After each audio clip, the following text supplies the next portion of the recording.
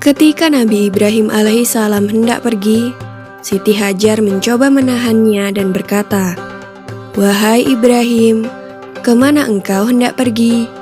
Apakah engkau akan meninggalkan kami di sini tanpa bekal untuk mencukupi kebutuhan kami?" Nabi Ibrahim tidak menjawab dan tetap beranjak pergi. Siti Hajar pun kembali bertanya, "Apakah Allah yang memerintahkanmu melakukan hal ini?" Nabi Ibrahim pun menjawab, "Ya, Allah lah yang memerintahkanku." Siti Hajar pun kembali berkata, "Kalau begitu Allah tidak akan membiarkan kami." Mendengar jawaban Siti Hajar, Nabi Ibrahim pun akhirnya pergi dari tempat itu. Setelah melewati sebuah bukit, hingga tak terlihat oleh Siti Hajar dan anaknya Ismail, ia pun berbalik.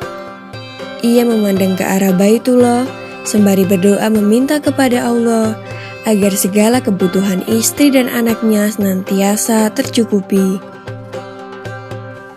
Nabi Ibrahim kemudian kembali ke negeri Syam untuk menemui istrinya Sarah atas perintah Allah.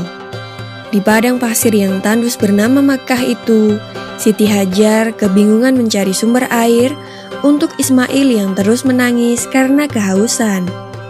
Maka berlarilah Siti Hajar ke sana kemari tanpa arah tujuan.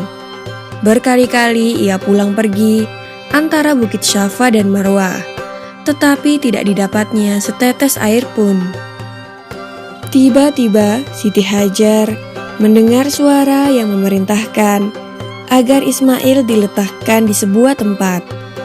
Maka diletakkanlah Ismail di tempat sesuai perintah yang ia dengar. Dengan izin Allah Subhanahu wa Ta'ala, kaki bayi Ismail yang menghentak-hentak itu seketika muncul mata air dari dalam pasir dengan derasnya. Lalu Siti Hajar pun segera meminum sepuasnya dari sumber mata air itu, dan Ismail pun berhenti menangis. Tak lama kemudian, mata air itu makin melimpah. Jibril pun berkata kepada air itu, "Zam-zam," yang berarti berkumpullah. Maka dengan izin Allah, mata air itu mengumpul. Sampai sekarang, mata air itu tidak berhenti mengeluarkan air, dan dapat kita kenal dengan sebutan air Zam-zam. Peristiwa berlari-larinya Siti Hajar antara Bukit Safa dan Marwah dalam mencari sumber air akhirnya dijadikan salah satu rukun haji yang dinamakan sa'i. Para muslim yang menjalankan ibadah haji diwajibkan berlarian kecil sebanyak 7 kali antara kedua tempat itu. Kemudian datanglah suatu rombongan kafilah Arab dan suku Jurhum yang kebetulan sedang kehausan dan mencari-cari air. Sampai di kota Mekkah, tiba-tiba mereka melihat burung-burung yang sedang berterbangan di atas suatu bukit. Mereka menduga pasti ada sumber air di tempat burung-burung itu. Dan ternyata dugaan mereka benar. Di tempat itu, mereka dapati Siti Hajar dan putranya Ismail berada di tepi mata air yang jernih dan makmur. Maka orang-orang Arab itu menemui Siti Hajar dan memohon izin untuk mengambil air dari tempat itu. Siti Hajar mempersilahkan dan minumlah seluruh anggota kafilah itu dengan puas.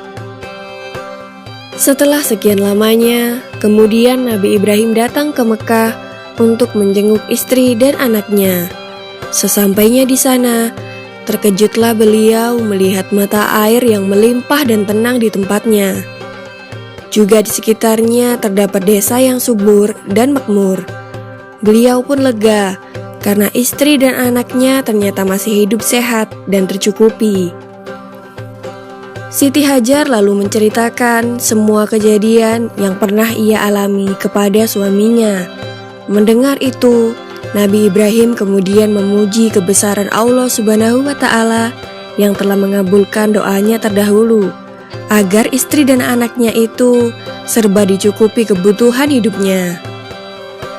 Demikianlah kisah Nabi Ismail dan ibunya Siti Hajar dalam menemukan sumber mata air Zam-zam. Maha suci Allah atas segala kebesaran dan kuasa-Nya.